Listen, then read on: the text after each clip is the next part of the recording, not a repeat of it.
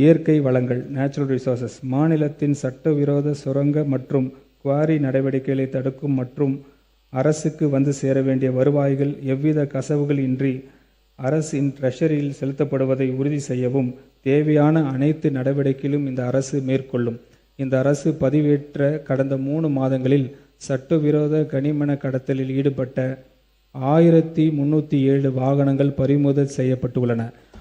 1161 முதல் தகவல் அறிக்கைகள் பதிவு செய்யப்பட்டு சட்டவிரோத சுரங்க நடவடிக்கைகளுக்கு எதிரான சிறப்பு நடவடிக்கையின் மூலம் 431 குவாரிஸ் ஆய்வு செய்யப்பட்டு அவற்றில் 155 குவாரிகளில் விதி மீறல்கள் கண்டறியப்பட்டு அந்த குவாரிஸ் மீது சட்ட ரீதியான நடவடிக்கைகள் எடுக்கப்பட்டு வருகின்றன.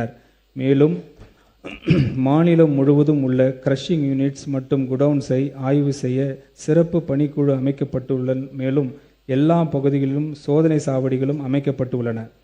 மாநிலத்தின் கனிமவள மேலாண்மை மேலும் வலுப்படுத்தும் நோக்கில் கனிமங்களின் உற்பத்தி மற்றும் நகர்வை ரியல் டைமில் கண்காணிக்கவும் ஒரு முழுமையான கனிம மேலாண்மை அமைப்பு அமைக்கப்படும். திறமையான கனிமவள நிர்வாகத்திற்கான தொழில்நுட்பம் சார்ந்த டிரான்ஸ்பரன்ஸ் ஆன மற்றும் ஒருங்கிணைந்த இந்த கட்டமைப்பு மாநிலத்தின் கனிமவள சஸ்டைனபிலிட்டி உடன் பயன்படுத்தப்படுவதையும் சட்டவிரோத சுரங்க நடவடிக்கைகளை தடுத்து வருவாய் பெருக்குவதையும் உறுதி செய்யும்.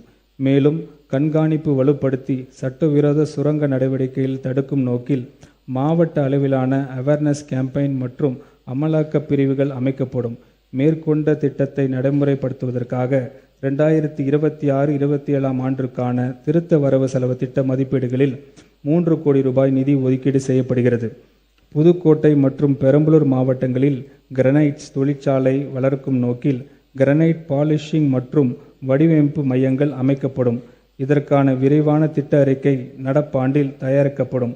இந்த திருத்த வரவு செலவு திட்ட மதிப்பீடுகளில் நேச்சுரல் ரிசோர்ஸ் டிபார்ட்மெண்ட்டுக்கு 438 கோடி ரூபாய் ஒதுக்கீடு செய்யப்படுகிறது.